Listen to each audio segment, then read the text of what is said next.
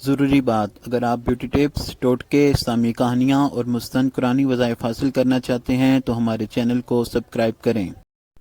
چکنی اور نارمل جلد کو گورا بنانے کے لیے کریم۔ اس کریم کو بنانے کے لیے جو اجزاء درکار ہیں ان میں ٹماٹر کا پیسٹ، عرق گلاب، لیموں کا عرق اور ملٹھی کا پاؤڈر۔ ایک درمیانے سائز کا ٹماٹر لے کر اس کا پیسٹ بنا لیں، پھر چند قطرے عرق گلاب شامل کریں، پھر آدھے لیموں کا عرق شامل کریں گے اور اس کے بعد 2 چمچے ملٹھی کا پاؤڈر شامل کریں۔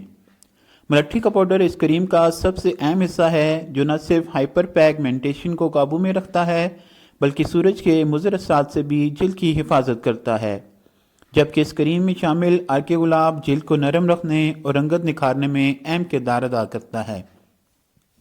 ان تمام اجزاء کو اچھی طرح مکس کر لیں، رنگت نکھارنے کی کریم تیار ہے۔ اب ایک برش کی مدد سے اپنے چہرے، ہاتھ، پیر اور گردن پر اس کریم کی موٹی تہہ لگا لیں اور خشک ہونے تک لگی رہنے دیں۔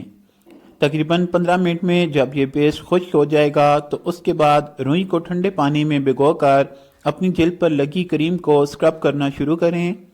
جب پوری کریم اسکرب ہو جائے تو ٹھنڈے پانی کی مدد سے دھو لیں۔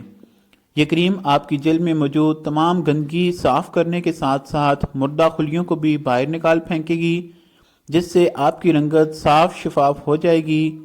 پہلی بار لگانے میں ہی بہترین نتائج سامنے آئیں گے اور آپ اپنی جلد پر واضح فرق محسوس کر سکیں گی۔